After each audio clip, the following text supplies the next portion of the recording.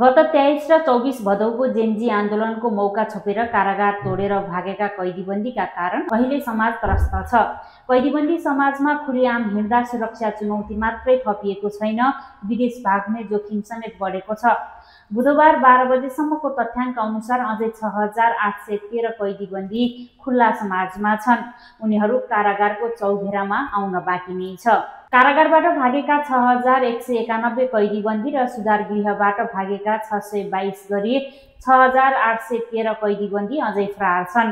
बुधबार दिउँसो 12 बजेसम्मको तथ्याङ्क अनुसार कारागारबाट भागेका मध्ये 7735 कैदीबन्दी फिर्ता आएका छन्।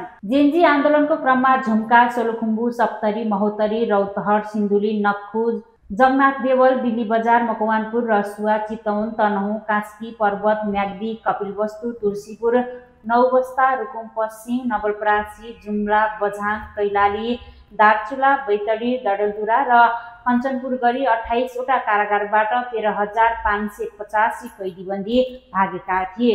त्यसैगरी मोरङ, पर्सा, भक्तपुर, मकवानपुर, कास्की, रूपन्देही, जयेन्डु, नौबस्ता र डोटी गरी 9 वटा बाल सुधार गृहबाट 946 कैदीबन्दी गरी जम्मा 14549 कैदीबन्दी फरार भएका थिए। तीमध्ये कारागारतर्फ 7394, सुधार गृहतर्फ 341 गरी 7735 कैदीबन्दी कारागार फिर्ता भइसकेका छन्।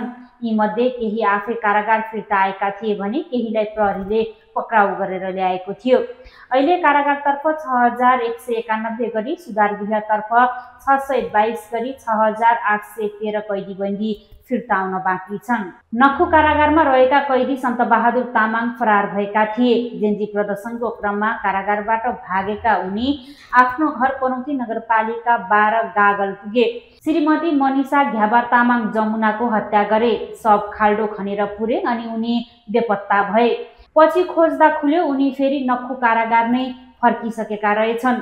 श्रीमती हत्याबाट जोगिन उनी सुटुक्क आफै कारागार फर्केको अनुसन्धानबाट खुलेको छ।